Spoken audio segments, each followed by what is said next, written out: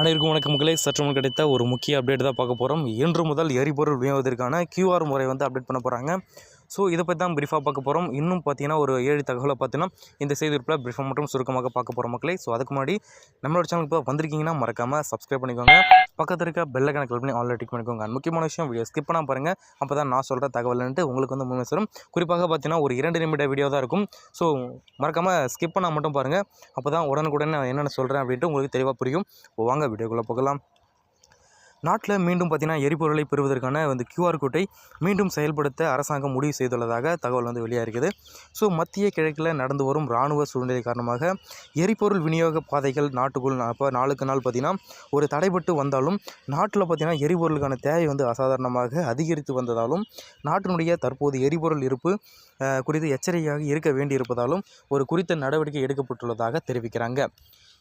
So இது தொடர்பில் பார்த்தீங்கன்னா எரிசக்தி அமைச்சகம் வெளியிட்ட அறிக்கையில் இந்த QR குறியீடு குறிப்பாக காலை 6 மணி முதல் எரிபொருள் வாங்குவதற்கு செயல்படுத்துமாறு தெரிவிக்கப்பட்டுள்ளதாக சொல்ல வராங்க. ஸோ QR குறியீடு அப்படின்ட்டு என்னன்னு கேட்க போனீங்கன்னா அதன்படி பார்த்திங்கன்னா நாட்டில் உள்ள அனைத்து எரிபொருள் நிரப்ப நிலையங்களிலிருந்தும் எரிபொருளை பெறும்போது இந்த QR குறியீட்டை பயன்படுத்த வேண்டும் சொல்கிறாங்க. ஸோ இந்த சூழ்நிலையில் QR இல்லாமல் எரிபொருளை பெற வாய்ப்பில்லை என்றும் எரிசக்தி அமைச்சகம் வெளியிட்ட அறிக்கையில் தெரிவிக்கப்பட்டுள்ளதாக சொல்ல வராங்க. ஸோ இந்த பார்த்தீங்கன்னா குறியீட்டை பார்த்தீங்கன்னா அந்த QR குறியீட்டை பெற வாகன உரிமை அல்லது தொலைபேசி எண் மாறவில்லை என்றால் இந்த QR கோட்டை நள்ளிரவு முதல் இந்த வெப்சைட் வந்து உங்களுக்கு லிங்க்கில் கொடுக்குறேன், செக் பண்ணி பார்த்துக்கோங்க. இந்த இணையதளத்தில் பார்த்தீங்கன்னா இருந்து பதிவிறக்கம் செய்து கொள்ளலாம் அப்படின்ட்டு சொல்ல வராங்க.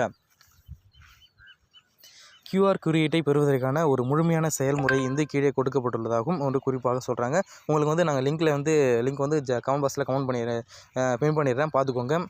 ஸோ அதுக்கப்புறம் பார்த்தீங்கன்னா இது போன்ற இன்ஃபர்மேஷன் மற்றும் தமிழ்நாடு மற்றும் மத்திய அரசினுடைய ஸ்கீம்களை உடனுக்குடன் துல்லியமாக தெரிஞ்சுக்கணும் அப்படின்னு நினச்சிங்கன்னா மறக்காமல் நம்மளோட சேனலை சப்ஸ்கிரைப் பண்ணி வச்சுக்கோங்க மக்களே. பக்கத்தில் இருக்க பெல் ஐகானை கிளிக் பண்ணி ஆல்ரெடி டிக் பண்ணிக்கோங்க. நன்றி, வணக்கம்.